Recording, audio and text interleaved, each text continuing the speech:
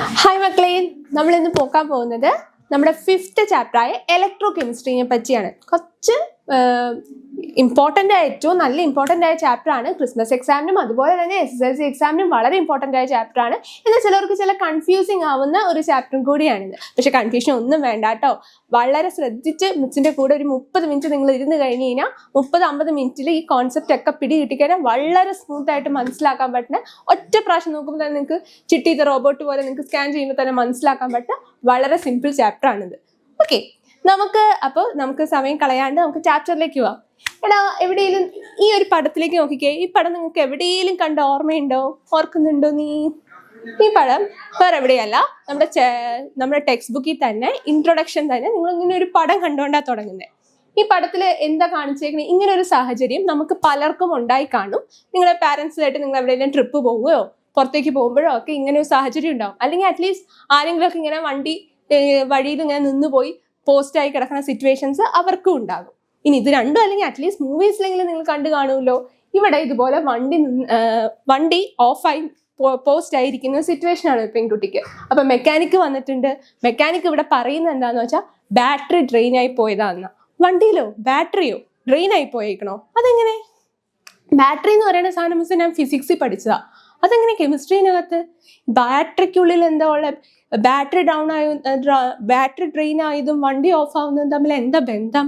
എന്താ അതുമായിട്ട് ബന്ധം? ബാറ്ററിക്കുള്ള എന്താ ഉള്ള? എടാ, വണ്ടിയുടെ ഉള്ളിൽ ലൈറ്റും കാര്യങ്ങളൊക്കെ ഇല്ലേ? ഇതൊക്കെ വർക്ക് ചെയ്യണമെങ്കിൽ ഒരു പവർ വേണമല്ലോ. ആ പവർ പ്രൊവൈഡ് ചെയ്യുന്ന എവിടെന്നാ? ഈ ബാറ്ററിയുടെ ഉള്ളിൽ നിന്നാ. ഞാൻ പക്ഷെ പഠിച്ചേക്കുന്ന സർക്യൂട്ടിൽ നിന്നാണല്ലോ ചാർജ് വരുന്ന, ഇലക്ട്രിസിറ്റി വരുന്നതെന്ന്. അപ്പൊ ബാറ്ററിക്കകത്ത് സർക്യൂട്ട് ഉണ്ടോ? ബാറ്ററിക്ക് എവിടെ നിന്ന് ഈ പവർ മൊത്തം കിട്ടിയേക്കുന്നത്? അപ്പൊ ബാറ്ററിയുടെ ഉള്ളിൽ എന്താ നടക്കുന്നത്? അതെവിടെ എന്താ ഈ കെമിസ്ട്രിയിൽ കാര്യം? ഈ വക കാര്യങ്ങളൊക്കെ നമ്മൾ ഈ ചാപ്റ്ററിലൂടെയാണ് പരിചയപ്പെടുന്നത്. അപ്പോൾ നമ്മുടെ ചാപ്റ്ററിന്റെ പേരാണ് ഇലക്ട്രോ കെമിസ്ട്രി. നിങ്ങളുടെ 5ാമത്തെ ചാപ്റ്റർ ഇലക്ട്രോ കെമിസ്ട്രി. ആ വാക്ക് നിങ്ങളൊന്ന് സ്പ്ലിറ്റ് ചെയ്ത് നോക്കിക്കേ. ഇലക്ട്രോ കെമിസ്ട്രി, അതിന്റെ ആദ്യത്തെ electro chemistry. Electro represents electricity. Chemistry നമ്മുടെ സബ്ജക്റ്റ്. യെസ്, അപ്പൊ ഈ ചാപ്റ്ററിൽ നമ്മൾ നോക്കുന്നത് ഇലക്ട്രിസിറ്റിയും കെമിസ്ട്രിയും തമ്മിലുള്ള ആ ഒരു കെമിസ്ട്രിയാണ്. അതായത് ഇലക്ട്രിസിറ്റിയും കെമിസ്ട്രിയും തമ്മിലുള്ള റിലേഷൻ ആണ് നമ്മൾ പഠിക്കുന്നത്. അതാണ് ഈ ഇലക്ട്രോ കെമിസ്ട്രിയിലുള്ളത്. അപ്പൊ ഇതിന്റെ ഡെഫിനിഷൻ വരുന്നത് ഇങ്ങനെയാണ്: it is the branch of chemistry which deals with the studies on the process that produce electricity through chemical reactions and use electricity to bring about chemical reactions. ഒരു അവിയൽ പരിവായിട്ടുണ്ടാവും, വായിച്ചപ്പോൾ നിങ്ങളുടെ ടെക്സ്റ്റിലുള്ള ഡെഫിനേഷനാണിത്. വേറെ ഒന്നുമല്ലടാ, ഇത് കെമിസ്ട്രിയുടെ ഒരു ബ്രാഞ്ചാണ്. കെമിസ്ട്രിക്ക് കെമിസ്ട്രി എന്ന് പറഞ്ഞാൽ സുന്ദരമായ സബ്ജക്റ്റിന് ഒരുപാട് ബ്രാഞ്ചസ് ഉണ്ട്. Physical chemistry, inorganic chemistry. അതിൽ ഫിസിക്കൽ കെമിസ്ട്രിയിൽ ഒരു ബ്രാഞ്ചാണ് ഈ പറയുന്ന ഇലക്ട്രോ കെമിസ്ട്രി. അപ്പോൾ കെമിസ്ട്രിയുടെ ഒരു ബ്രാഞ്ചാണ് ഈ ഇലക്ട്രോ കെമിസ്ട്രി. അത് ഡീൽ ചെയ്യുന്ന എന്തിനെ കുറിച്ചാണ്? Studies on the process that produce electricity through chemical reactions. അതായത് കെമിക്കൽ റിയാക്ഷൻസ് വഴി ഇലക്ട്രിസിറ്റി പ്രൊഡ്യൂസ് ചെയ്യുന്നതും തിരിച്ച് ഇലക്ട്രിസിറ്റി വഴി കെമിക്കൽ റിയാക്ഷൻസ് പ്രൊഡ്യൂസ് ചെയ്യുന്നതും. അതാണ് ഈ ഒരു ബ്രാഞ്ച് ഈ ഇലക്ട്രോ കെമിസ്ട്രിയിൽ നമ്മൾ പറയുന്നത്. അതായത് electrical energy to chemical energy, അല്ലെങ്കിൽ conversion of chemical energy to electrical energy. ഇത് ബന്ധപ്പെട്ട സ്റ്റഡിയാണ് ഇലക്ട്രോ കെമിസ്ട്രി എന്ന് പറയുന്നത്. ഇത്രയേ ഉള്ളൂ. ഇനി നമ്മൾക്ക് സ്കൂളുകളിലൊക്കെ, നിങ്ങളൊരു ഗ്യാങ് ഓഫ് ഫ്രണ്ട്സിന് സ്കൂളുകൾക്കൊക്കെ കലോത്സവമൊക്കെ നടക്കൂലേ?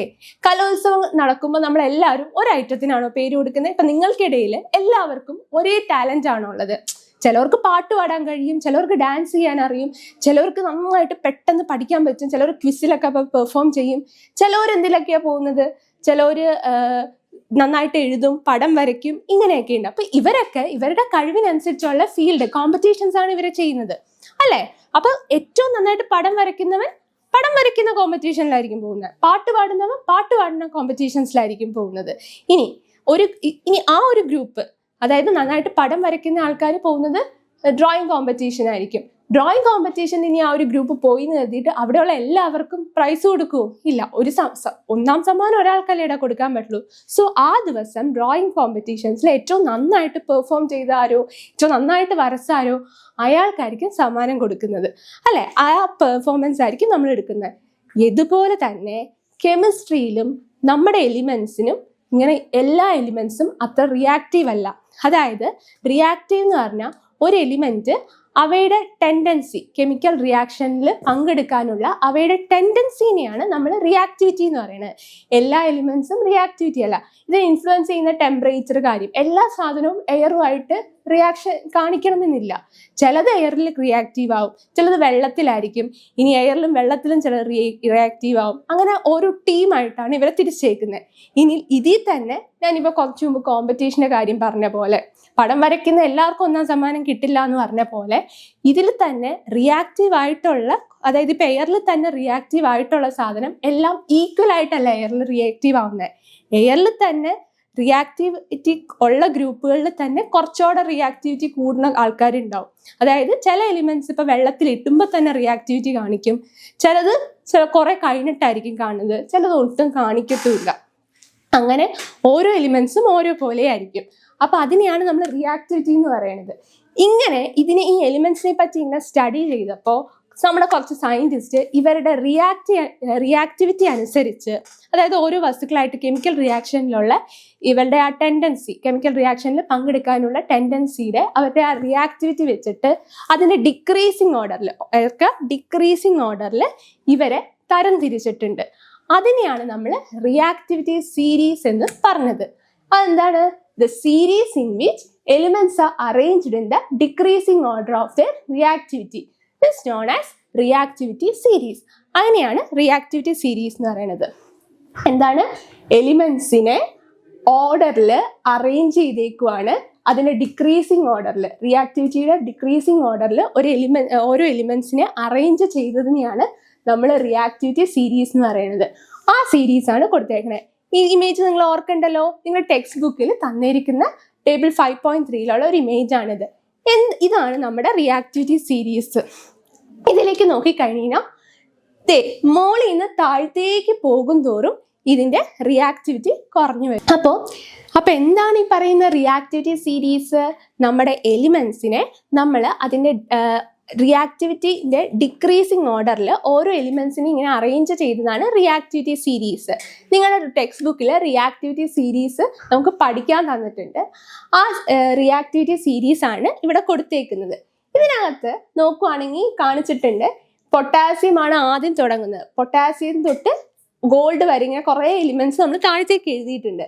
ഇതിനകത്ത് ഏറ്റവും കൂടുതൽ റിയാക്ടിവിറ്റി അങ്ങനെയാണെങ്കിൽ കാണിക്കുന്നത് പൊട്ടാസ്യം ആണ്. അത് കഴിഞ്ഞ് സോഡിയം, കാൽഷ്യം, മഗ്നീഷ്യം, അങ്ങനെ താഴത്തേക്ക് പോകും തോറും അവസാനം ഗോൾഡ് ആണ് അധികം റിയാക്റ്റീവ് അല്ലാത്ത എലിമെന്റ്.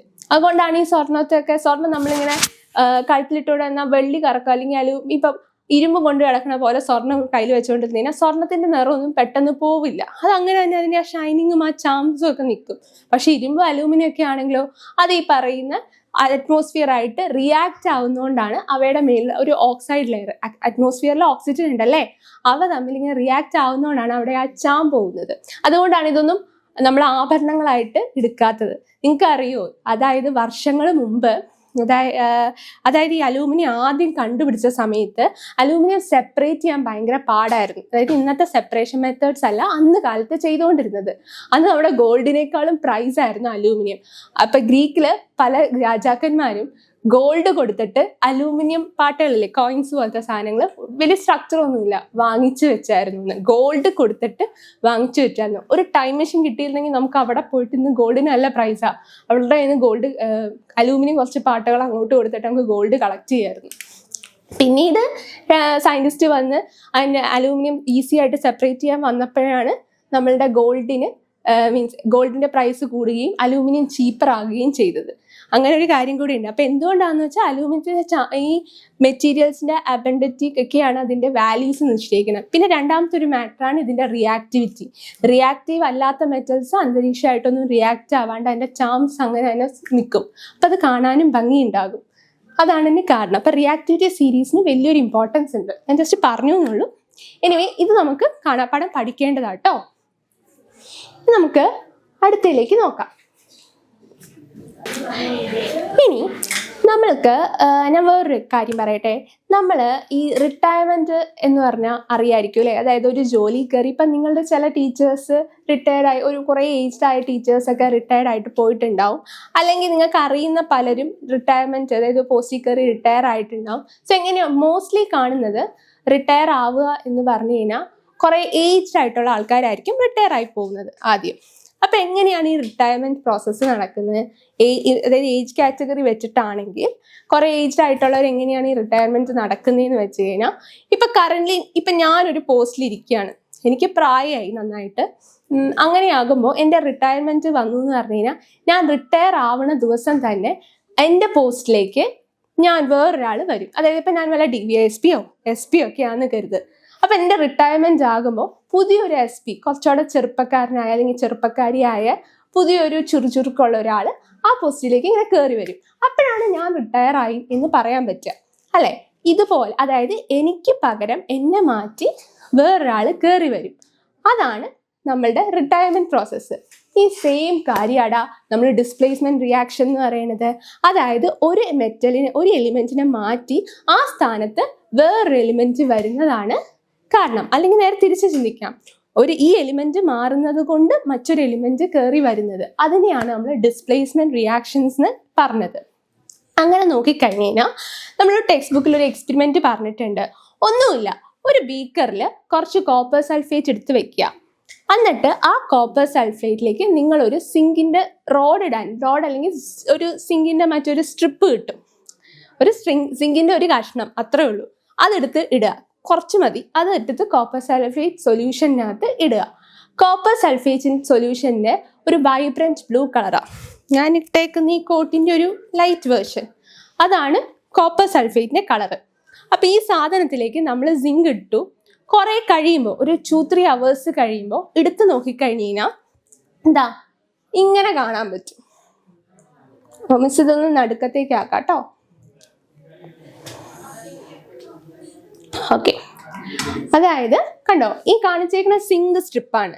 ഇതാണ് ആദ്യത്തെ ഇമേജ്. ഇതിലേക്ക് നമ്മൾ കോപ്പർ സൾഫേറ്റ് ഒരു ബീക്കറിൽ എടുത്തിട്ടുണ്ട്. അതിലേക്ക് നമ്മൾ സിങ്ക് സൾഫേറ്റ് എടുത്തു. എന്നിട്ട് കുറേ നേരം കഴിഞ്ഞിട്ടുള്ള ഒബ്സർവേഷനാണ് ഈ കാണിച്ചേക്കുന്നത്. കണ്ടോ ഒരു വ്യത്യാസം? എന്താ കാണാൻ പറ്റുന്നേ? ഒന്നാമത്തെ കേസ് നമുക്കിവിടെ കാണാൻ പറ്റുന്ന കളർ നിങ്ങൾ നോക്കിക്കേ. ആദ്യത്തേത് കുറച്ച് വൈബ്രന്റ് ആയിട്ടുള്ള ബ്ലൂ കളറാണ്. ഇവിടെ വന്നപ്പോൾ അതൊരു ക്ലിയർ എന്ന് പറയാൻ പറ്റില്ല, എന്നാലും കളർ നന്നായിട്ട് ഫെയ്ഡ് ആയിട്ടുണ്ട്. കോപ്പർ സൾഫേറ്റിന്റെ കളർ നന്നായിട്ട് ഫെയ്ഡ് ആയിട്ടുണ്ട്. പിന്നത്തെ കേസ് ഇവിടെ വരുവാണെങ്കിൽ ഇത് നോക്കിക്കേ, ഇത് മാത്രമാണോ സിങ്ക്, ഈ കോപ്പർ സൾഫേറ്റിൽ മുങ്ങിക്കിടക്കുന്ന സിങ്ക് സ്ട്രിപ്പിന്റെ ഭാഗം നോക്കിക്കഴിഞ്ഞാൽ അവിടെ കുറെ ഇങ്ങനെ പ്രസിപ്പിറ്റേറ്റ് പോലെ, കുറച്ചിങ്ങനെ തരി പോലത്തെ എന്തൊക്കെയോ ബ്ലാക്ക് കളറിലെ കുറച്ച് സാധനങ്ങൾ വന്നിട്ടുണ്ട്. വേറൊന്നും റെഡിഷ് ബ്രൗൺ പ്രസിപ്പിറ്റേറ്റാ അങ്ങനെ വന്നിട്ടുണ്ട്. അപ്പൊ ഇവിടെ എന്താ നടന്നതെന്നറിയോ? ഞാൻ ഈ റിയാക്ഷൻ നിങ്ങൾക്ക് എഴുതി കാണിച്ചു തരാം. ഇവിടെ നടന്നത് ഒന്നുമല്ല, ആദ്യം നമ്മൾ എടുത്ത എന്താ സിങ്ക് ആണ്. അതിന് നമ്മൾ കോപ്പർ സൾഫേറ്റിൽ ഡിപ്പ് ചെയ്തു. അപ്പോൾ നടന്നത് എന്താന്ന് വെച്ചാൽ, ഈ സിങ്ക് ഈ പറയുന്ന കോപ്പർ സൾഫേറ്റിലെ കോപ്പറിനെ എടുത്ത് റിമൂവ് ചെയ്തിട്ട് സിങ്ക് ആ പൊസിഷനിൽ കയറി ഇരുന്നു. അപ്പോൾ എന്ത് നമുക്ക് കിട്ടും? സിങ്ക് സൾഫേറ്റും അതുപോലെ കോപ്പറും ആയി മാറും. അതായത് നമ്മൾ റിയാക്ടിവിറ്റി സീരീസ് കുറച്ചു മുമ്പ് കണ്ടല്ലേ? റിയാക്ടിവിറ്റി സീരീസ് നോക്കുകയാണെങ്കിൽ നോക്കിക്കേ, ഇതിനകത്ത് ആരാണ് ഏറ്റവും കൂടുതൽ റിയാക്ഷൻ കാണിക്കുന്നത്? അതായത് ആദ്യം നമ്മൾക്ക് കോപ്പർ എടുക്കാം, സിങ്ക് എടുക്കാം. ഇതാണ് നമ്മൾ രണ്ടുപേരും എടുത്തേക്കുന്നത്. ഇതിനകത്ത് ഏറ്റവും കൂടുതൽ കോപ്പറിലും സിങ്കിനെയും കമ്പയർ ചെയ്യുമ്പോൾ റിയാക്ടിവിറ്റി, ഞാൻ എങ്ങനെയാ പറഞ്ഞേ, മേളിൽ നിന്ന് താഴത്തേക്ക് പോകുന്തോറും റിയാക്ടിവിറ്റി കുറഞ്ഞു വരും. അപ്പോൾ റിയാക്ടിവിറ്റി കൂടുതൽ കാണിക്കുന്നത് സിങ്ക് ആണ്. അപ്പൊ കോപ്പറിനെയും സിങ്കിനെയും കൂടെ കമ്പയർ ചെയ്യുമ്പോൾ സിങ്കിനാണ് റിയാക്ടിവിറ്റി കൂടുതൽ. റിയാക്ടിവിറ്റി കൂടിയ ഒരാള്, കുറച്ച് പവർഫുൾ ആയ ഒരാൾ വന്നിട്ട് മാറിയിക്കടാന്ന് പറഞ്ഞപ്പോൾ പാവം പേടിച്ച് കോപ്പറിന്റെ വഴിക്ക് മാറി. ഓ, സീറ്റ് എടുത്തോ എന്നുള്ള. വലിയ പോസ്റ്റിൽ ഇരിക്കുന്ന ഒരാൾ വന്നിട്ട് ചെറിയ പോസ്റ്റിലുള്ള ഒരാളോട് എണീക്ക് എന്ന് പറയുമ്പോൾ റെസ്പെക്ട് പോലെ എണീച്ച് മാറിക്കൊടുക്കില്ലേ? അതായത് മേളിൽ നിന്ന് ഉത്തരവ് വന്നാൽ നമുക്ക് മാറിപ്പോണ്ടേ? അതുപോലെ സിങ്ക് വന്നിട്ട് കോപ്പറിനോട് പറയാ മാറിപ്പോടാ, അങ്ങനെ കോപ്പർ എടുത്തങ്ങ് മാറിപ്പോയി. അതാണ് ഇവിടെ നടക്കുന്നത്. അപ്പൊ ഡിസ്പ്ലേസ്മെന്റ് റിയാക്ഷൻ എന്ന് പറയുന്നത് റിയാക്ടിവിറ്റി സീരീസിന്റെ ഓർഡറിലായിരിക്കും. അതായത് ഇവിടത്തെ നടക്കുന്ന കോപ്പറിനെ നമ്മുടെ സിങ്ക് വന്ന് റിമൂവ് ചെയ്തു. അതാണ് ഇവിടെ നടക്കുന്ന റിയാക്ഷൻ. ഇങ്ങനെ ഒരു മെറ്റൽ വന്ന്, ഒരു സ്ട്രോങ് റിയാക്ടിവിറ്റി മെറ്റൽ വന്ന് വീക്കായിട്ടുള്ള ഒരു വീക്ക് റിയാക്റ്റീവ് മെറ്റലിനെ റിമൂവ് ചെയ്യുന്ന ഈ ഒരു റിയാക്ഷനെ വിളിച്ച പേരാണ് ഡിസ്പ്ലേസ്മെന്റ് റിയാക്ഷൻ. ക്ലിയർ അല്ലേ മക്കളെ?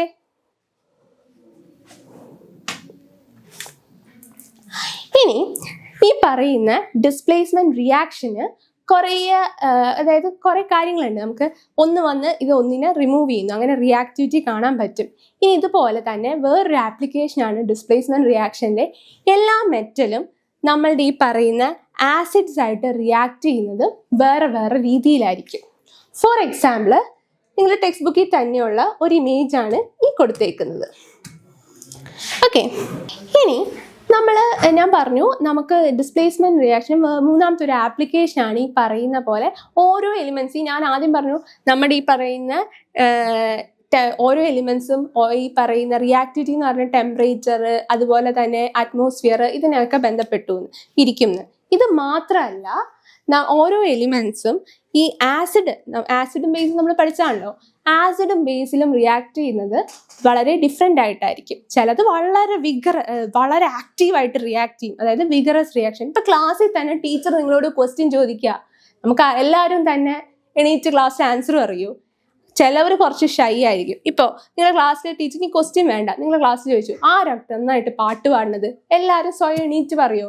നല്ല കഴിവുള്ള ആൾക്കാർ വരെ എന്നെ ആരെങ്കിലും പറഞ്ഞാൽ ഒരു പുഷ് വേണം ബാക്കിൽ നിന്ന്, ഞാൻ വന്ന് പാട്ട് പാടാം അല്ലെങ്കിൽ ഡാൻസ് ചെയ്യാം സ്വന്തം. പക്ഷെ ചില പിള്ളേരാണെങ്കിൽ സ്പോട്ടിൽ മിസ് ഞാൻ ചെയ്യാം എന്ന് പറഞ്ഞ് മുമ്പോട്ടേ ആടി പെർഫോം ചെയ്യും. അങ്ങനെയുള്ളവരും ഉണ്ട്. ചിലവർ ഭയങ്കര എത്ര ഉന്തിയാലും പോയിട്ട് കഴിവുണ്ടെങ്കിലും പോയിട്ട് പെർഫോം ചെയ്യില്ല. അവർക്ക് ഭയങ്കര ക്രൗഡ് ഫിയറോ എന്തെങ്കിലുമൊക്കെ ഉണ്ടെങ്കിൽ അവർ മാറിയിരിക്കും. എലിമെന്റ്സിന്റെ കാര്യം ഇങ്ങനെയാണ്. ഒരു സാധനത്തിൽ തന്നെ എല്ലാവരും ഇട്ടാലും ഒരു വസ്തുവിനോട് റിയാക്ടിവിറ്റി എല്ലാവരും ഈക്വലായിട്ട് കാണിക്കില്ല, പ്രത്യേകിച്ച് ആസിഡ്. ഒരു കാര്യം മനസ്സിലാക്കുക, എല്ലാ മെറ്റൽസും നമ്മുടെ ആസിഡായിട്ട് റിയാക്ട് ചെയ്യുന്നതാണ്. പക്ഷെ എല്ലാം പല പല രീതിയിലായിരിക്കും റിയാക്ട് ചെയ്യുന്നത്. അതായത് ആസിഡായിട്ട് റിയാക്ട് ചെയ്യുമ്പോൾ നമുക്ക് ഹൈഡ്രജൻ പ്രൊഡ്യൂസ് ചെയ്യും. എല്ലാ മെറ്റൽസും അങ്ങനെയാണ്. പക്ഷെ അത് ഓരോന്നും പ്രൊഡ്യൂസ് ചെയ്യുന്ന ഹൈഡ്രജൻ ഗ്യാസ് പല പല എമൗണ്ടിലായിരിക്കും. ഏറ്റവും റിയാക്റ്റീവ് ആയിട്ടുള്ള മെറ്റൽസ് ആണ് ഏറ്റവും കൂടുതൽ ഹൈഡ്രജൻ ഗ്യാസ് പ്രൊഡ്യൂസ് ചെയ്യുക. അതുപോലെ തന്നെ ഏറ്റവും റിയാക്ടിവിറ്റി ഇല്ലാത്തതായിരിക്കും വളരെ കുറവ് ഹൈഡ്രജൻ ഗ്യാസ്. ചില കേസുകളിലാണെങ്കിൽ ഹൈഡ്രജൻ ഗ്യാസ് വിസിബിൾ ആയിട്ട് അവർ പ്രൊഡ്യൂസ് ചെയ്യില്ല. സോ അത് റിയാക്ടിവിറ്റിയുടെ ബേസിസിലാണ്. അപ്പോൾ നമുക്ക് ടെക്സ്റ്റ് ബുക്കിൽ തന്നേക്കുന്ന ഒരു ഇമേജ് ആണ്. ഇവിടെ ആരൊക്കെ ഉണ്ട്? നമുക്ക് ഒന്ന് അയേൺ ഉണ്ട്, അതുപോലെ മഗ്നീഷ്യം ഉണ്ട്, കോപ്പർ ഉണ്ട്, ലെഡ് ഉണ്ട്, സിങ്ക് ഉണ്ട്. ഓക്കെ, ആൻഡ് ഇത് നമ്മൾ ഒരു ടെസ്റ്റ് ട്യൂബ്, ഇത് ടെസ്റ്റ് ട്യൂബ് എന്ന് പറയും. ഞാൻ ഈ ടെസ്റ്റ് ട്യൂബിൽ ഡൈല്യൂട്ട് HCl എടുത്തേക്കുവാണ്. HCl എന്ന് പറഞ്ഞു കഴിഞ്ഞാൽ ഹൈഡ്രോക്ലോറിക് ആസിഡ്, ഡൈല്യൂട്ടഡ് ആണ്, എടുത്തേക്കുവാണ്. ടെസ്റ്റ് ട്യൂബിൽ എല്ലാം എടുത്തേക്കുന്നത് ഈക്വൽ എമൗണ്ടിലാണ്. ഞാനൊരു 3/4 ടെസ്റ്റ് ട്യൂബ് ഡൈല്യൂട്ട് HCl എടുത്തിട്ടുണ്ട്, എല്ലാം ഈക്വൽ എമൗണ്ടിൽ. എന്നിട്ട് ഞാൻ ആദ്യത്തേൽ ഒരു കഷ്ണം അയേൺ ഇട്ട് നോക്കി. അയേണിൻ്റെ ഫോർമുല ആട്ടോ Fe എന്ന് പറയുന്നത്.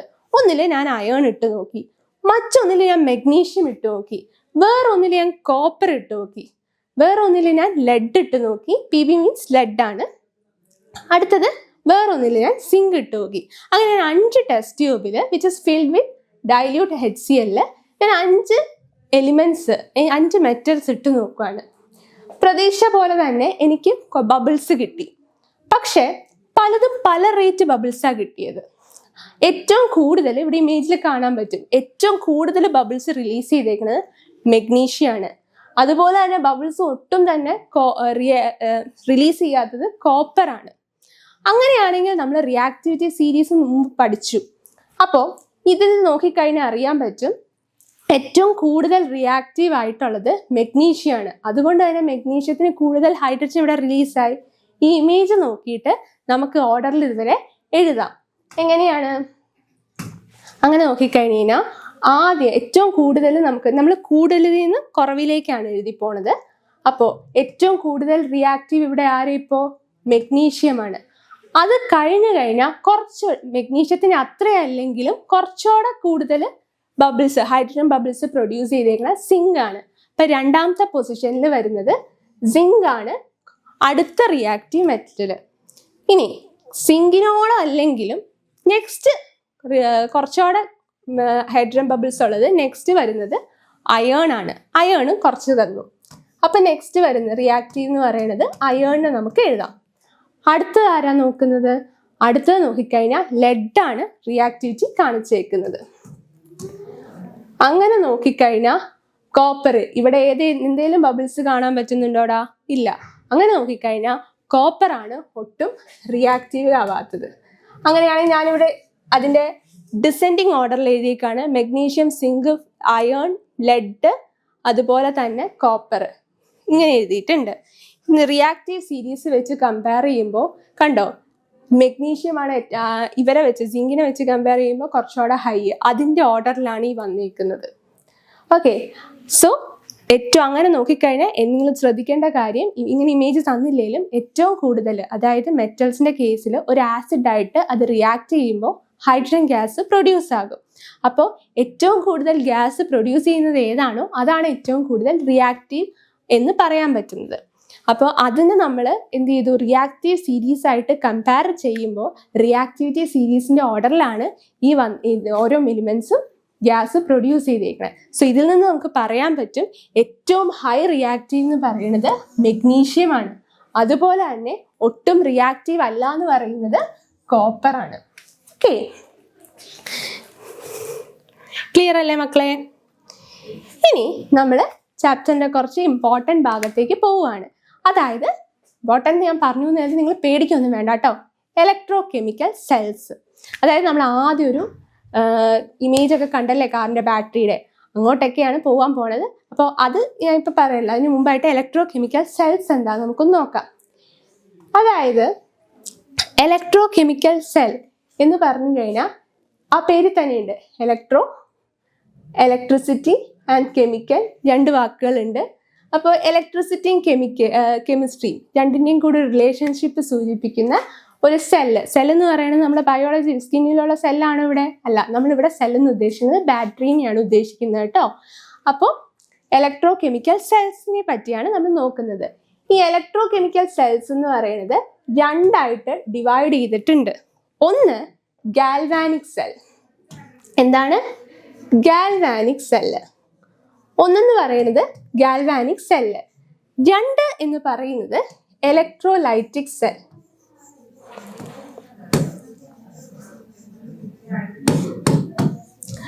അതായത് ഞാൻ നിങ്ങളോട് ആദ്യമേ ഒരു കാര്യം പറഞ്ഞല്ലേ, ഇലക്ട്രോ കെമിസ്ട്രി എന്ന് പറഞ്ഞു കഴിഞ്ഞാൽ രണ്ട് കാര്യങ്ങളുണ്ട്. അതായത് അവിടെ ഇലക്ട്രോ കെമിസ്ട്രി എന്ന് പറയുന്നത് ഒന്നുകിൽ electricity, conversion of electricity to chemical reaction, അല്ലെങ്കിൽ chemical energy to electrical energy. ഇത് രണ്ടെണ്ണത്തിനെയും ഡീൽ ചെയ്യുന്നതാണ് ഇലക്ട്രോ കെമിസ്ട്രി എന്ന് പറയുന്നത്.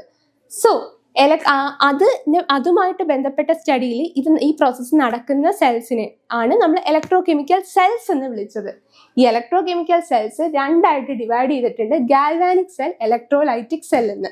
ഇതിൽ ഗാൽവാനിക് സെല്ല് നോക്കുകയാണെങ്കിൽ അത് നമ്മളുടെ ഈ പറയുന്ന കെമിക്കൽ റിയാക്ഷൻസിനെ ഇലക്ട്രിസിറ്റി ആയിട്ട് കൺവേർട്ട് ചെയ്യുന്നതാണ് ഗാൽവാനിക് സെൽ എന്ന് പറയുന്നത്. അതായത് ഈ ഗാൽവാനിക് സെല്ലിൽ നടക്കുന്നത് കൺവേർഷൻ ഓഫ്, ഞാനിവിടെ CE എന്നാണ് കെമിക്കൽ എനർജി എന്ന് കൊടുക്കുന്നത്. CE എന്ന് പറഞ്ഞു കഴിഞ്ഞാൽ, ഞാനിവിടെ മിസ് ഇവിടെ മടിയായതുകൊണ്ട് ഷോർട്ടാക്കി എഴുതണതാ. പരീക്ഷയ്ക്ക് പക്ഷേ CE എന്നൊന്നും എഴുതരുത്, കെമിക്കൽ എനർജി എന്ന് തന്നെ നിങ്ങൾ എഴുതണം. Conversion of chemical energy to electrical energy. അപ്പൊ കെമിക്കൽ എനർജീനെ ഇലക്ട്രിക്കൽ എനർജി ആയിട്ട് കൺവേർട്ട് ചെയ്യുന്നതാണ് ഈ സ്റ്റാൻഡ്സ് ഫോർ ഇലക്ട്രിക്കൽ എനർജി. മടിയാടാ, അതുകൊണ്ടാടാ കുറെ എഴുതാനുണ്ടടാ. Chemical energy to electrical energy, അതിനെയാണ് അതാണ് ഈ ഗാൽവാനിക് സെല്ലിൽ നടക്കുന്നത്. ഇനി ഇലക്ട്രോലൈറ്റിക് സെൽ എന്ന് പറഞ്ഞു കഴിഞ്ഞാൽ അതിൽ നടക്കുന്നത് ഇലക്ട്രിക്കൽ എനർജീനെ കെമിക്കൽ എനർജി ആയിട്ട് കൺവേർട്ട് ചെയ്യുന്നു. അതാണ് ഈ പറയുന്ന ഇലക്ട്രോലൈറ്റിക് സെല്ലിൽ നടക്കുന്നത്. ഓക്കെ, അപ്പോൾ ഇതിനകത്ത് ഇപ്പോൾ ഇതിന് നമ്മൾ ഡീറ്റെയിൽ ആയിട്ട് നമ്മൾ നോക്കും. ഓക്കെ, നിങ്ങൾക്ക് നോക്കാനുണ്ട് ചാപ്റ്ററിൽ. പക്ഷെ ഇതിൽ നമുക്ക് ആദ്യത്തത് ഗാൽവാനിക് സെല്ല് ഇപ്പോൾ ആദ്യം എഴുതി പോയില്ലേ, അപ്പോൾ നമുക്ക് ഗാൽവാനിക് സെല്ല് ആദ്യം എന്താണെന്ന് നോക്കാം. ഓക്കെ, ഞാനിപ്പോൾ ഗാൽവാനിക് സെല്ലിൽ ഇതിനകത്ത് ഫസ്റ്റ് നമ്മൾ എടുക്കാൻ പോകുന്നത് കുറച്ച് ഡീറ്റെയിൽ ആയിട്ട് ഗാൽവാനിക് സെല്ലിനെ നമുക്ക് നോക്കാം. അപ്പോൾ നമ്മൾ ഇലക്ട്രോ കെമിക്കൽ സെൽസ് പറഞ്ഞു, രണ്ടായിട്ട് സ്പ്ലിറ്റ് ചെയ്തു എന്നൊക്കെ പറഞ്ഞു. അങ്ങനെ നോക്കിക്കഴിഞ്ഞാൽ ഒരു ഇലക്ട്രോ കെമിക്കൽ സെൽസിലെ മെയിൻ പാർട്സ് എന്ന് പറഞ്ഞു കഴിഞ്ഞാൽ 2 ഇലക്ട്രോഡ്സും പിന്നെ ഇലക്ട്രോലൈറ്റും ആണ്. ഇലക്ട്രോഡ്സ് എന്ന് പറഞ്ഞാൽ കണ്ടക്റ്റിംഗ് ആയിട്ടുള്ള എന്ത് മെറ്റലാണോ അതാണ് ഇലക്ട്രോഡ്സ്. ഓക്കെ, അങ്ങനെ 2 ഇലക്ട്രോഡ്സ് വരുന്നുണ്ട്. ഒന്ന് ആനോഡാണ്, ഒന്നൊരു കാഥോഡാണ്. അതെന്തൊക്കെയാണെന്ന് നമുക്ക് നോക്കാം.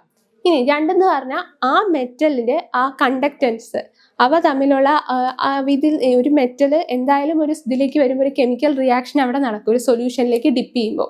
അപ്പോൾ നമ്മൾ എടുത്തേക്കുന്ന സൊല്യൂഷൻ എന്താണോ അതിനെയാണ് ഇലക്ട്രോലൈറ്റ് എന്ന് പറയുന്നത്. ഈ സൊല്യൂഷൻ്റെ ഇതെന്ന് പറഞ്ഞു കഴിഞ്ഞാൽ ഇതിലൂടെയാണ് അയോൺസ് പാസ് ആവുന്നത്. സോ അയോൺസിന് ഒരു കണ്ടക്ടർ ആയിട്ടാണ് ഈ പറയുന്ന സൊല്യൂഷൻ വർക്ക് ചെയ്യുന്നത്. അപ്പോൾ നമ്മൾ ഈ പറയുന്ന സൊല്യൂഷൻ വർക്ക് ചെയ്യുന്ന ഈ പറയുന്ന അയോൺസിന്റെ ഒരു കണ്ടക്റ്റൻസ് ആയിട്ടാണ്. അപ്പം അതാണ് നമ്മൾ എടുക്കുന്നത്. ഇനി നമ്മൾ നോക്കുന്നത് ഇവിടെ കാണിച്ചേക്കുന്ന ഗാൽവാനിക് സെല്ല്. നമ്മൾ 2 സെല്ലായിട്ട് ഡിവൈഡ് ചെയ്തല്ലോ, ഗാൽവാനിക് സെല്ലും അതുപോലെ തന്നെ ഇലക്ട്രോലൈറ്റിക് സെല്ലും. അതിലിപ്പോൾ ഇലക്ട്രോലൈറ്റിക് സെല്ല് അവിടെ നിൽക്കട്ടെ, നമുക്ക് ആദ്യം ഗാൽവാനിക് സെല്ലിനെ കുറിച്ച് പഠിക്കാം. ഗാൽവാനിക് സെല്ലിന്റെ ഒരു ഇമേജ് ആണ് മിസ് ഇവിടെ കാണിച്ചേക്കുന്നത്. എനിക്കറിയാം നിങ്ങളുടെ ടെക്സ്റ്റ് വെച്ച് നോക്കുമ്പോൾ ഇത് വളരെ ഡിഫറെൻറ്റ് ഇമേജ് ആണ്. അതുപോലെ ഒരു സാധനമൊക്കെ ഇവിടെ മിസ്സിംഗ് ആണ്. ആ സാധനം എന്താ നിങ്ങളൊന്ന് കമൻറ്റ് ചെയ്യണേ.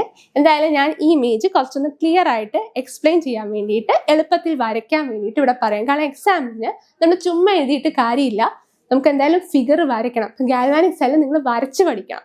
ഓക്കെ, അപ്പോൾ ഞാനത് എങ്ങനെയാണ് ഇവിടെ കാണിക്കാം. നമ്മൾ ഇവിടെ എക്സ്പ്ലെയിൻ ചെയ്തുകൊണ്ട് തന്നെ ഞാൻ വരയ്ക്കുമ്പോൾ നിങ്ങൾക്ക് കാര്യങ്ങളൊക്കെ വളരെ ക്ലിയർ ആകും. അങ്ങനെ നോക്കിക്കഴിഞ്ഞാൽ ഗാൽവാനിക് സെല്ലിൽ ഒന്നുമില്ല, 2 ബീക്കർ നിങ്ങൾ എടുക്കുക. അതുപോലെ 2 ഇലക്ട്രോഡ്സ് നമ്മളിവിടെ എടുക്കും. ഈ 2 ഇലക്ട്രോഡ്സ് എടുക്കും. ആദ്യത്തെ ഈ ഇലക്ട്രോഡിൽ അത് ഏതെങ്കിലും ഒരു 2 മെറ്റൽ ആയിരിക്കും ഈ പറയുന്ന 2 ഇലക്ട്രോഡ്സ് എന്ന് പറയുന്നത്. ഞാനിവിടെ എടുത്തേക്കുന്നത് ഒന്ന് സിങ്ക് ഇലക്ട്രോഡും 2 കോപ്പർ ഇലക്ട്രോഡും ആണ്. ആൻഡ് ഇതിന് ഞാൻ ഒരു സൊല്യൂഷനിൽ ഡിപ്പ് ചെയ്തിട്ടുണ്ട്. ഈ എടുത്തേക്കുന്ന സൊല്യൂഷനാണ് നമ്മുടെ ഇലക്ട്രോലൈറ്റ്. അപ്പോൾ സാർ ഇവിടെ മിസ് ഇവിടെ 2 സൊല്യൂഷനിലേക്ക് ഡിപ്പ് ചെയ്തിട്ടുണ്ട്. ആൻഡ് ഈ സിങ്ക് റോഡ് ഡിപ്പ് ചെയ്തേക്കുന്ന സൊല്യൂഷനാണ് സിങ്ക് സൾഫേറ്റ്. അതുപോലെ കോപ്പർ റോഡ് ഡിപ്പ് ചെയ്തേക്കുന്ന സൊല്യൂഷനാണ് കോപ്പർ സൾഫേറ്റ്. ഇനി ഈ പറയുന്ന 2 ഇലക്ട്രോഡ്സിൽ നിന്നും ഞാനൊരു കോപ്പർ വയർ വെച്ച് കണക്ഷൻ കൊടുത്തിട്ടുണ്ട്. അതെങ്ങോട്ട് കൊടുത്തിട്ടുണ്ട്? ഒരു ബൾബിലേക്ക് കൊടുത്തിട്ടുണ്ട്. ഇനി അതുമാത്രമല്ല, ഈ പറയുന്ന ഈ ബീക്കറിന് ഇപ്പം നമ്മൾ എന്ന് കൺസിഡർ ചെയ്ത ഈ ബീക്കർ എയിൽ നിന്നും ബീക്കർ ബിയിലേക്ക് ഞാനൊരു ഇൻവേർട്ടർ, ഒരു യു ട്യൂബ് ഞാൻ ഇട്ടിട്ടുണ്ട്. അതായത് യു എന്ന് പറയുന്ന അക്ഷരം നമ്മളിങ്ങനെ എഴുതില്ലേ, അതിനെ തിരിച്ചെഴുതുന്നതാണ് ഇൻവേർട്ടഡ് യു. അങ്ങനെ ഇൻവേർട്ടഡ് യു ഷേപ്പിൽ ഒരു ട്യൂബ് പോലത്തെ ഒരു ട്യൂബ് ഞാൻ വളച്ചിട്ടിട്ടുണ്ട്. ഈ വളച്ചിട്ടേക്കുന്ന ഈ ട്യൂബിനെയാണ് ഞാൻ സോൾട്ട് ബ്രിഡ്ജ് എന്ന് പറഞ്ഞത്. അതെന്താണ് ഈ സോൾട്ട് ബ്രിഡ്ജ് എന്ന സാധനം? ഒരു പുതിയ സാധനമാണല്ലോ സോൾട്ട് ബ്രിഡ്ജ്. സോൾട്ട് ബ്രിഡ്ജ് എന്ന് പറഞ്ഞാൽ വേറെ ഒന്നുമല്ല, നമ്മൾ ഒരു സാധാരണ ഒരു ഫിൽറ്റർ പേപ്പർ നിങ്ങൾ എടുക്കുക, അതിനകത്ത് ഒന്നുകിൽ അമോണിയം നൈട്രേറ്റ് ആക്കാം, അല്ലെങ്കിൽ പൊട്ടാസ്യം നൈട്രേറ്റ് ആക്കാം, ഇതിലേതെങ്കിലും പൊട്ടാസ്യം ക്ലോറൈഡ് ആകാം. ഇങ്ങനത്തെ ഈ സോൾട്ട് അതിനകത്ത് ഫില്ല് ചെയ്ത് അതിനൊരു യു ഷേപ്പിൽ വളച്ച് വെക്കുന്നതിനെയാണ് ഞാൻ സോൾട്ട് ബ്രിഡ്ജ് എന്ന് പറയുന്നത്. ആൻഡ് ഇവയുടെ ആപ്ലിക്കേഷൻ എന്താന്ന് പറഞ്ഞു കഴിഞ്ഞാൽ മെയിനായിട്ട് ഇവരുടെ ഉപയോഗം ഈ 2 സെൽസിൻ്റെ തമ്മിലുള്ള ഇലക്ട്രോ ന്യൂട്രാലിറ്റി മെയിൻറ്റെയിൻ ചെയ്യുക എന്നതാണ് ഇവരുടെ മെയിൻ ആയിട്ടുള്ള ആപ്ലിക്കേഷൻ എന്ന് പറയുന്നത്. അതായത് യൂസ് എന്ന് പറയുന്നത് ഇവരുടെ വർക്ക് അതാണ് കാരണം. ഇതാണ് സോൾട്ട് ബ്രിഡ്ജിൻ്റെ കാരണം. ഇതുകൊണ്ടാണ് നമ്മൾ ഗാൽവാനിക് സെല്ലിൽ ഉള്ള ഒരു സംഭവമായിട്ട് സോൾട്ട് ബ്രിഡ്ജ്, അതായത് കണ്ടിന്യൂറ്റി ചെയ്യുക. അതുപോലെ നോക്കുകയാണെങ്കിൽ ഈ പറയുന്ന ഈ ഇലക്ട്രോഡും അതുപോലെ തന്നെ ഞാൻ എടുത്തേക്കുന്ന ഈ സിങ്ക് സൾഫേറ്റ് ആണ് നമ്മുടെ ഇലക്ട്രോലൈറ്റ്. ഇത് രണ്ടും കൂടെ ഈ എടുത്തേക്കുന്ന ബീക്കറും ഇത്രയും ഭാഗം ഈ സെല്ലിന് ഈ ഒരു ഹാഫ്, ഇതിനെ നമ്മൾ വിളിച്ച പേരാണ് ഹാഫ് സെൽ. അതുപോലെ തന്നെ ഞാൻ ഇത്രയും ഒരു ഭാഗത്തെ വിളിച്ച പേരാണ് അടുത്ത ഹാഫ് സെൽ. അങ്ങനെ നോക്കിക്കഴിഞ്ഞാൽ 2 ഹാഫ് സെല്ല് കൂടുന്നതാണ് ഒരു ഗാൽവാനിക് സെൽ എന്ന് പറയുന്നത്. അപ്പൊ ഈ 2 ഹാഫ് സെൽസും തമ്മിൽ ഒരു കണക്ടിവിറ്റി കൊടുക്കാനാണ് ഞാനിവിടെ ഒരു സോൾട്ട് ബ്രിഡ്ജിനെ യൂസ് ചെയ്തേക്കുന്നത്. ഓക്കെ, ഞാനിനി ഇതുപോലെ ഞാൻ പറഞ്ഞു ഇങ്ങനെ ഒരു മെറ്റൽ റോഡിൽ നിന്നും മറ്റൊരു മെറ്റൽ റോഡിലേക്ക് 2 ഇടത്തുനിന്ന് ഞാനൊരു കോപ്പർ വയർ എടുത്തിട്ടുണ്ട്. ആ കോപ്പർ വയർ ഞാനൊരു ബൾബിലേക്ക് കണക്ട് ചെയ്തിട്ടുണ്ട്. ഞാൻ ഇത്രയും ചെയ്തപ്പോൾ കുറച്ച് മിനിറ്റ്സിനുള്ളിൽ ഈ ബൾബ് അങ്ങ് കത്തി. ഓക്കെ, യൂഷ്വലി ബൾബ് നമ്മൾ എങ്ങനെയാ സ്വിച്ച് ഇട്ടാൽ വീട്ടിൽ കത്തും. ഈ സ്വിച്ചിന്റെ ഉള്ളിൽ കൂടെ പാസ് ചെയ്യുന്ന എന്താ? സർക്യൂട്ട്. നിങ്ങളെ ഫിസിക്സ് ടീച്ചർ സർക്യൂട്ട് എന്താണെന്നും അതിൽ കൂടെ ഇലക്ട്രിസിറ്റി പാസ് ചെയ്യുന്നു എന്നൊക്കെ പഠിപ്പിച്ചതല്ലേ? ഇവിടെ അങ്ങനെ സർക്യൂട്ട് വല്ലതും കാണാൻ പറ്റുമല്ലോ? ഉണ്ടോ? ഇല്ല. എന്നിട്ടും ആ ബൾബ് കത്തി. അതെങ്ങനെയാ കത്തിയത്? അത് ഈ പറയുന്ന എന്തായാലും ഇവിടെ നമ്മൾ കുറച്ച് കെമിക്കൽസ് ആണ് വന്നേക്കുന്നത്. ഒരു മെറ്റലും ഒരു കെമിക്കലും കൂടെ വെച്ച്, ഒരു സൊല്യൂഷനും കൂടെ വെച്ച് കഴിഞ്ഞാൽ അവിടെ എന്തോ കെമിക്കൽ റിയാക്ഷൻ നടത്തി. സോ ഇവിടെ നടന്ന ഒരു കെമിക്കൽ റിയാക്ഷന്റെ ഭാഗമായിട്ടാണ് ഈ ബൾബ് ഇവിടെ കത്തിയത്. ഇപ്പൊ ഗാൽവാനിക് സെല്ലിന്റെ വർക്കിംഗ് പ്രിൻസിപ്പിൾ എന്ന് പറഞ്ഞു കഴിഞ്ഞാൽ conversion of chemical energy to electrical energy. അതാണ് ഇവിടെ നടക്കുന്നത്. ഓക്കെ, ഇങ്ങനെ നോക്കിക്കഴിഞ്ഞ് കഴിഞ്ഞാൽ നമുക്ക് ഓരോ റിയാക്ഷൻസ് കൺസിഡർ ചെയ്യാം. അതായത് ഈ സിങ്ക് റോഡ് ഉണ്ടല്ലോ, ഈ സിങ്ക് റോഡ് കണക്റ്റ് അയക്കുന്നത് ഇവിടെ രണ്ടൊരു പൊട്ടാൻഷ്യാലിറ്റി ഉണ്ട്.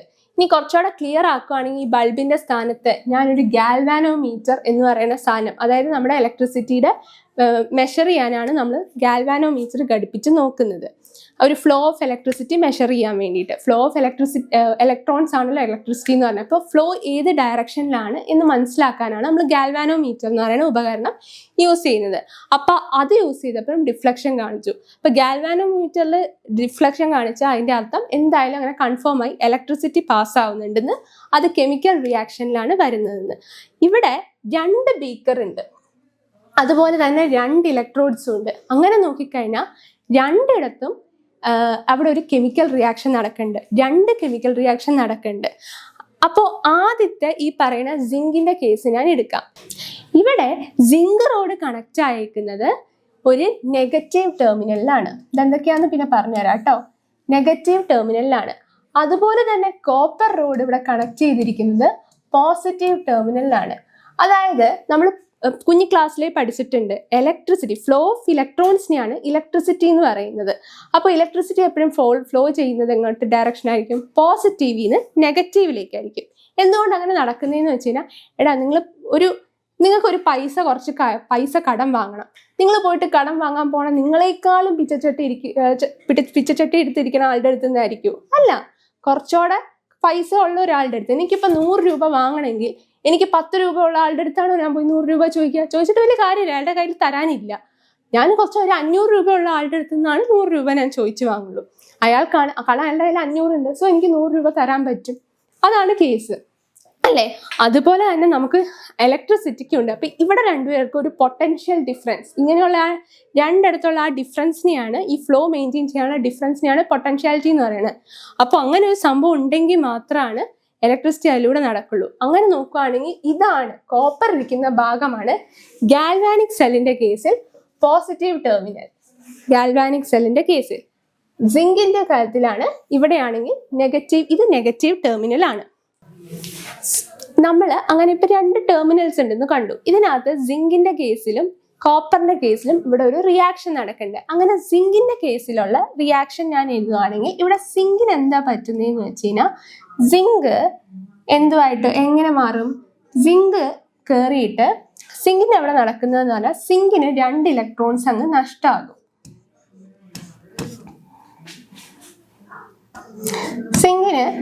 സിങ്കിന് 2 ഇലക്ട്രോൺസ് കിട്ടും. ഓക്കെ, ഇവിടെ സിങ്ക് ചുമ്മാ ഇരിക്കുകയാണ്. അപ്പൊ ഇവിടെ നടക്കുമ്പോൾ 2 ഇലക്ട്രോൺസ് നമുക്ക് സിങ്കിന് ഇവിടെ കിട്ടും. ഓക്കെ, ഇനി കോപ്പറിന്റെ കേസിലാണെങ്കിൽ കോപ്പറിന് ഇവിടെ 2 ഇലക്ട്രോൺസ് ഉണ്ടായിരുന്നു, അത് 2 ഇലക്ട്രോൺസ് കോപ്പറിന് ഇവിടെ നഷ്ടമാകും. അങ്ങനെ അതായത് സിങ്കിന്റെ കേസിൽ ഇവിടെ നമുക്ക് 2 ഇലക്ട്രോൺസ് സിങ്കിന് കിട്ടുന്നുണ്ട്. അതായത് ഇപ്പൊ സിങ്ക് എന്ന് പറയുന്നത് സിങ്ക് 2+ ആയിട്ട് മാറുന്നുണ്ട്. ഇപ്പൊ 2 ഇലക്ട്രോൺസ് സിങ്കിന് കിട്ടി. കോപ്പറിന്റെ കേസിലാണെങ്കിൽ കോപ്പറിന് 2 ഇലക്ട്രോൺ നഷ്ടമായി. അപ്പോൾ ഇങ്ങനെ ഇലക്ട്രോൺസ് കിട്ടിയതിന്, ആക്സെപ്റ്റൻസ് ഓഫ് ഇലക്ട്രോൺസ് കിട്ടിയതിന് നമ്മൾ പറഞ്ഞാണ് ഓക്സിഡൈസേഷൻ. എന്താണ് ഓക്സിഡൈസേഷൻ എന്ന് പറഞ്ഞു. ഇനി ഇലക്ട്രോൺസ് ഇങ്ങനെ കിട്ടിയതിന് ഓക്സിഡൈസേഷനും പറഞ്ഞു. ഇതിനെ നമ്മൾ ഇലക്ട്രോൺസ് നഷ്ടമായതിനെ റിഡക്ഷൻ എന്നും വിളിച്ചു. ഓക്കെ, ഒന്ന് ഓക്സിഡൈസ് ആയതിനെ ഓക്സിഡൈസേഷൻ എന്നും പറഞ്ഞു, മറ്റേതിനെ നമ്മൾ നഷ്ടമായതിനെ റിഡക്ഷൻ എന്നും വിളിച്ചു. അപ്പോൾ ഓക്സിഡൈസേഷൻ ഏതൊരു സെല്ലിന്റെ അടുത്തും, ഏതൊരു ഇലക്ട്രോലൈറ്റിക് ആവട്ടെ ഗാൽവാനിക് സെൽ ആവട്ടെ, ഈ രണ്ടെണ്ണമാണല്ലോ ഇലക്ട്രോകെമിക്കൽ സെല്ല്. ഇലക്ട്രോകെമിക്കൽ സെല്ലിനകത്ത് എപ്പോഴും ഓക്സിഡൈസിങ് നടക്കണ പാർട്ട് ഏതോ, ഓക്സിഡൈസേഷൻ പാർട്ട് ഏതോ അതിനെ നമ്മളൊക്കെ വിളിച്ചതാണ് ആനോഡ് എന്ന്. ഇനി റിഡക്ഷൻ പാർട്ട് ഏതോ ആ റിഡക്ഷൻ പാർട്ടിനെ നമ്മൾ വിളിച്ചതാണ് കാഥോഡ് എന്ന്. അത് നിങ്ങൾ മൈൻഡിൽ വെക്കുക. ഒരു ഇലക്ട്രോകെമിക്കൽ സെല്ലിൽ എപ്പോഴും ഓക്സിഡൈസിങ് പാർട്ടിനെ ആയിരിക്കും നമ്മൾ ആനോഡ് എന്ന് വിളിക്കുക. അതുപോലെ തന്നെ റിഡക്ഷൻ പാർട്ടിനെ ആയിരിക്കും കാഥോഡ് എന്നും വിളിക്കുക. അത് ഏതൊരു ഇലക്ട്രോകെമിക്കലും ഓക്സിഡൈസേഷൻ പാർട്ട് ആനോഡും റിഡക്ഷൻ പാർട്ട് കാഥോഡും. ഓർത്ത് വെക്കാൻ ഒരു ടിപ്പ് പറഞ്ഞുതരാം. ആൻ ഓക്സ് എന്നും റെഡ് കാറ്റ് എന്നും ഓർത്താൽ മതി. എന്താണ് ഇവിടെ എഴുതാം? An aux. ഓക്സ് ഇല്ലേ, കാള കാള. ആൻ ഓക്സ് എന്നും റെഡ് കാറ്റ് എന്നും ഓർത്താൽ മതി. ഒരു കാളയും ചുവന്ന പൂച്ചയും. ആൻ ഓക്സും റെഡ് കാറ്റും. അപ്പോൾ ആനോഡിന്റെ ആൻ വന്നപ്പോൾ ഓക്സൈഡിന്റെ ഓക്സിഡൈസേഷന്റെ ഓക്സ്, റെഡ് കാറ്റ് അതായത് റിഡക്ഷന്റെ റെഡും കാഥോഡിന്റെ കാറ്റും. ആനോക്സ് റെഡ് കാറ്റ്. ഇത് ഓർത്ത് വെച്ചാൽ മതി. ഓക്കെ, നല്ല ടിപ്പല്ലേ? അപ്പോൾ ഇങ്ങനെ ഓർത്താൽ മതി. അപ്പോൾ ഒരു ഇലക്ട്രോകെമിക്കൽ സെല്ലിൽ ഓക്സിഡൈസേഷൻ ചെയ്യുന്നതായിരിക്കും ആനോഡ്. അതുപോലെ തന്നെ റിഡക്ഷൻ നടക്കുന്നതായിരിക്കും റെഡ് കാറ്റ് അതായത് കാഥോഡ്. അപ്പോൾ ഇത് മനസ്സിലായില്ലേ? അങ്ങനെ നോക്കിക്കഴിഞ്ഞ് കഴിഞ്ഞാൽ നമുക്ക് ഈ ഓക്സിഡൈസേഷൻ എന്നുള്ളതും റിഡക്ഷൻ ഉള്ളതൊന്നും മാറ്റിയിട്ട് നമുക്ക് ഇങ്ങനെ എഴുതാലോ? ആനോഡും അതുപോലെ തന്നെ കാഥോഡും അങ്ങനെ എഴുതാം. ഓക്കെ, അപ്പോൾ ആനോഡിൽ നടക്കുന്ന റിയാക്ഷൻ ആണ് സിങ്ക് മാറി സിങ്കിന് 2 ഇലക്ട്രോൺസ് കിട്ടുന്നത്. അതുപോലെ കാഥോഡിൽ നടക്കുന്ന റിയാക്ഷൻ ആണ് ഈ താഴത്തെ എഴുതിയിരിക്കുന്നത്. ഇങ്ങനെ നോക്കിക്കഴിഞ്ഞ് കഴിഞ്ഞാൽ എനിക്ക് സെൽ റിയാക്ഷൻ എഴുതാൻ പറ്റും. അപ്പോൾ എന്താണ്, അതായത് ഇത് നമ്മൾ എന്ത് പഠിച്ചേക്കണേ? ഗാൽവാനിക് സെല്ലാണ്. അപ്പോൾ ഈ ഗാൽവാനിക് സെല്ലിന്റെ സെൽ റിയാക്ഷൻ എഴുതാൻ എക്സാമിന് വരും. സെൽ റിയാക്ഷൻ എഴുതാൻ പറഞ്ഞു കഴിഞ്ഞാൽ ഈ കാഥോഡിലും ആനോഡിലും നടക്കുന്ന റിയാക്ഷൻസ് രണ്ടും നമ്മൾ ക്ലബ് ചെയ്ത് എഴുതുന്നതാണ് സെൽ റിയാക്ഷൻ. അപ്പോൾ നമുക്ക് സെൽ റിയാക്ഷൻ എഴുതാൻ പറഞ്ഞ ഒരു ഗാൽവാനിക് സെല്ലിന്റെ സെൽ റിയാക്ഷൻ എഴുതാൻ പറഞ്ഞു കഴിഞ്ഞാൽ എന്താ ചെയ്യേണ്ടതെന്ന് വെച്ച് കഴിഞ്ഞാൽ ഇതിനകത്ത് കോമൺ ആയിട്ട് നമ്മൾ എഴുതുന്ന ഈ ഇലക്ട്രോൺസിനെ നമ്മൾ കൺസിഡർ ചെയ്യേണ്ട. അതായത് ഇത് 2 എണ്ണമാണല്ലോ ഇലക്ട്രോൺസ്, അതിനെ നമ്മൾ കൺസിഡർ ചെയ്യേണ്ട. ഈ 2 എണ്ണത്തെ നമ്മൾ വിട്ടേക്ക്. അതല്ലാണ്ട് എലിമെന്റ്സിനെ മാത്രം കൺസിഡർ ചെയ്യുക. എന്നിട്ട് ലെഫ്റ്റ് സൈഡിൽ വരുന്നത്, ഒന്നുകൂടെ പറയാം, ലെഫ്റ്റ് സൈഡിൽ കിടക്കുന്ന എലിമെന്റ്സിനെ അങ്ങനെ എഴുതണം. റൈറ്റ് സൈഡിൽ ഉള്ള എലിമെന്റ്സിനെ റൈറ്റ് സൈഡിലാക്കി എഴുതുക. അപ്പൊ ആദ്യം തന്നെ ഞാൻ ഒരു ആരോ മാർക്ക് ഇട്ടേക്കാം. അപ്പൊ ആനോഡും കാഥോഡും നോക്കുക, ക്ലബ് ചെയ്ത് നോക്കുക, കമ്പൈൻ ചെയ്ത് നോക്കുക. അപ്പോൾ ആനോഡിന്റെ കേസിൽ ലെഫ്റ്റ് സൈഡിൽ കിടക്കുന്നത് സിങ്ക് ആണ്, കാഥോഡിന്റെ കേസിൽ ലെഫ്റ്റ് സൈഡിൽ കിടക്കുന്നത് സി ആണ്. ഇവിടെ വേറൊരു കാര്യം ശ്രദ്ധിക്കേണ്ട എന്താന്ന് വെച്ച് കഴിഞ്ഞാൽ, ഈ പറയുന്ന ഞാൻ പറഞ്ഞില്ലേ ഇലക്ട്രോൺസിനെ മൈൻഡ് ചെയ്യേണ്ടതെന്ന്, പക്ഷെ എഴുതുമ്പോൾ നിങ്ങൾ ശ്രദ്ധിക്കണം, ഇലക്ട്രോൺസ് കൂടെ കിടക്കുന്നതിന് നമ്മൾ ആ ഇലക്ട്രോൺസിനെ ടോപ്പിലാണ് കൺസിഡർ ചെയ്യുക. ഫോർ എക്സാമ്പിൾ ഇവിടെ കോപ്പറിന്റെ കൂടെ, കാഥോഡിന്റെ കണ്ടീഷനിൽ കോപ്പറിന്റെ കൂടെ 2 ഇലക്ട്രോൺസ് ഉണ്ട്. അപ്പൊ സെൽ റിയാക്ഷനിൽ അത് എഴുതുമ്പോൾ Cu2+ എന്ന് എഴുതണം. സിങ്കിന്റെ അടുത്ത് ഞാൻ ഈ ലെഫ്റ്റ് സൈഡ് മാത്രമേ നോക്കുന്നുള്ളൂ. ആനോഡ്, ആദ്യം നമുക്ക് ആനോഡ് എഴുതാം. സിങ്കിന്റെ സൈഡിൽ ഏതെങ്കിലും ഇലക്ട്രോൺസ് കിടക്കണ്ടോ? ഇല്ല, സിങ്ക് ഒറ്റയ്ക്കാണ് കിടക്കുന്നത്. അതിന്റെ അർത്ഥം സിങ്കിന്റെ മേലെ ചാർജ് ഒന്നുമില്ല എന്നാ. അപ്പൊ ഞാൻ സിങ്ക് ചുമ്മാ എഴുതി. ഓക്കെ, അപ്പോൾ നമ്മൾ സിങ്കിനെ മാത്രം കൺസിഡർ ചെയ്ത് സിങ്കിനെ ഇവിടെ എഴുതി. അപ്പൊ സിങ്കിന്റെ അടുത്ത് ഇലക്ട്രോൺസ് ഒന്നും ഇല്ലാത്തതുകൊണ്ട് ഞാൻ ഒന്നും കൊടുക്കുന്നില്ല. ഇനി കോപ്പറിനെ നോക്കുക. കോപ്പറിന്റെ അടുത്ത് ആരുണ്ട്? 2 ഇലക്ട്രോൺസ് ഉണ്ട്. ഈ ഇലക്ട്രോൺസിനെ ഞാൻ ചാർജ് ആയിട്ടായിരിക്കും ഡിനോട്ട് ചെയ്യുന്നത് സെൽ റിയാക്ഷൻ എഴുതുമ്പോൾ. അപ്പൊ ഇവിടെ Cu2+ എന്ന് വരും. ഇനി റൈറ്റ് സൈഡ് കൺസിഡർ ചെയ്യണം. ആദ്യം ആനോഡ് കൺസിഡർ ചെയ്യാം. കണ്ടോ, ഇവിടെ സിങ്കിന്റെ കൂടെ 2 ഇലക്ട്രോൺസ് ഉണ്ട്. അപ്പൊ ഞാൻ Cu2+ എന്ന് എഴുതി. ഇനി കോപ്പറിന്റെ കേസിലാണെങ്കിൽ കോപ്പറിൽ ആരും ഇല്ല, അപ്പൊ ഞാൻ Cu എന്ന് മാത്രം എഴുതി. അപ്പോൾ സെൽ റിയാക്ഷൻ എന്ന് പറഞ്ഞു കഴിഞ്ഞാൽ സിങ്ക് പ്ലസ്, ഈ പ്ലസ് ഒരിക്കലും സിങ്കിന്റെ മേലെയുള്ള പ്ലസ് അല്ല കേട്ടോ,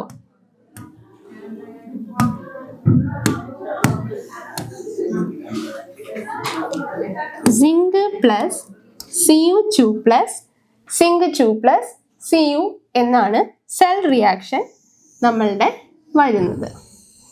ഇത്രയുമാണ് സെൽ റിയാക്ഷൻ, ഗാൽവാനിക് സെൽ. ഈ ഒരു പർട്ടിക്കുലർ സിങ്ക് കോപ്പറിന്റെയും ഗാൽവാനിക് സെല്ലിന്റെ സെൽ റിയാക്ഷൻ ആണ് ഈ കാണിച്ചേക്കണേ. ഞാൻ ഇവിടെ നോക്കടാ, ഇവിടെ സിങ്കിൽ നിന്നും സിങ്ക് 2+ ആയി, ആൻഡ് ഇവിടെ കോപ്പർ 2+ മാറി കോപ്പറുമായി. അതായത് സിങ്കിന് ഇവിടെ ഓക്സിഡൈസേഷൻ സംഭവിച്ചു, അതുപോലെ തന്നെ കോപ്പറിന് ഇവിടെ റിഡക്ഷനും സംഭവിച്ചു. കോപ്പറിന് ചാർജ് നഷ്ടമാവുക ചെയ്തത്, സിങ്കിന് ചാർജ് കിട്ടുക, ചാർജ് ആവുക ചെയ്തത്. അപ്പോൾ ഇത് രണ്ടും സത്യം നടന്നത് എവിടെയാ? ഇത് രണ്ടും നമ്മൾ 2 ബീക്കറായിട്ട് കൺസിഡർ ചെയ്തെങ്കിലും ഇത് നടന്ന ഒരൊറ്റ റിയാക്ഷനാണ്, ഒറ്റ സമയമാണ് നടന്നത്. അതായത് ഒരാൾക്ക് ഓക്സിഡൈസേഷൻ സംഭവിച്ചതും അതേ സെയിം ടൈം തന്നെയാണ് മറ്റൊരാൾക്ക് റിഡക്ഷൻ സംഭവിച്ചത്. ഇങ്ങനെ സൈമിൾട്ടേനിയസ് ആയിട്ട് ഓക്സിഡൈസേഷനും റിഡക്ഷനും നടക്കുന്ന റിയാക്ഷനെ നമ്മൾ വിളിച്ചതാണ് റിഡോക്സ് റിയാക്ഷൻസ്. എന്താണ് റിഡോക്സ് റിയാക്ഷൻ എന്ന്? അതായത് the reactions in which oxidisation and reduction occurs simultaneously. ഒരുമിച്ച്, ഒരേപോലെ, ഒരേ ടൈം ഒരിടത്ത് ഓക്സിഡൈസേഷനും ഒരിടത്ത് റിഡക്ഷനും നടക്കുന്നതിനെയാണ് റിഡോക്സ് റിയാക്ഷൻസ് എന്ന് നമ്മൾ വിളിച്ചത്.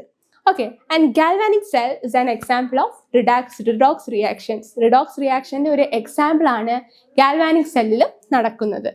ഓക്കെ, അപ്പോൾ നമ്മൾ ഇവിടെ എന്തൊക്കെയാണ് കണ്ടത്? ഫസ്റ്റ് നമ്മൾ എന്താണ് ഇലക്ട്രോ കെമിക്കൽ സെൽസ് എന്ന് പഠിച്ചു. അതിനു മുമ്പ് നമ്മളൊരു കാര്യം നോക്കിയല്ലോ, എങ്ങനെയാണ് നമ്മൾ ഡിസ്പ്ലേസ്മെന്റ് റിയാക്ഷൻ എന്താണെന്ന് വെച്ചാൽ എല്ലാ റിയാക്ടിവിറ്റി എന്താണെന്ന് നോക്കുന്നു. റിയാക്ടിവിറ്റി എന്ന് പറഞ്ഞ ഒരു കെമിക്കൽ റിയാക്ഷനിൽ പങ്കെടുക്കാനുള്ള എലിമെന്റ്സിന്റെ ഒരു ടെൻഡൻസിയാണ് റിയാക്ടിവിറ്റി എന്ന് പറഞ്ഞു. ആൻഡ് റിയാക്ടിവിറ്റിന്റെ അടിസ്ഥാനത്തിൽ നമ്മൾ എലിമെന്റ്സിനെ താഴത്തേക്ക് ഡിക്രീസിങ് ഓർഡറിൽ അറേഞ്ച് ചെയ്തു. ആ അറേഞ്ച്മെന്റിന് നമ്മൾ റിയാക്ടിവിറ്റി സീരീസ് ആയി കണ്ടു. ആ റിയാക്ടിവിറ്റി സീരീസിന്റെ പേരിൽ നമുക്ക് ഡിസ്പ്ലേസ്മെന്റ് റിയാക്ഷൻ, അതിൻ്റെ ബേസിസിൽ നടക്കുന്ന ഒരു റിയാക്ഷൻ, ഡിസ്പ്ലേസ്മെന്റ് റിയാക്ഷൻ നമ്മൾ കണ്ടു. അത് കഴിഞ്ഞ് നമ്മൾ ഇലക്ട്രോ കെമിക്കൽ സെൽസിലേക്ക് കടന്നു.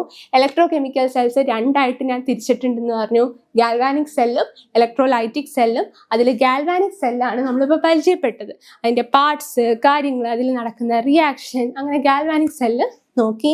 ഗാൽവാനിക് സെൽ നമ്മൾ ക്ലിയർ ആയിട്ട് ഇപ്പം മനസ്സിലാക്കിയിട്ടുണ്ട്. ഇനി അടുത്ത സെഷനിൽ നമ്മൾ ഇലക്ട്രോലൈറ്റിക് സെല്ലും കാര്യങ്ങളെക്കുറിച്ചും ഒക്കെ ഒന്ന് പഠിക്കും. ഇത്രയേ ഉള്ളൂ, ആരും മറന്നു പോരുത്. ഇത്രയും പഠിച്ചത് ഓർത്തേക്ക് ഇത്രയേ ഉള്ളൂ. ഇതിനകത്ത് ഇതിൽ വല്ല കൺഫ്യൂഷൻസ് ഉണ്ടോ? എല്ലാവർക്കും ക്ലിയർ ആയെന്ന് മനസ്സിലാവുന്നു. Thank you.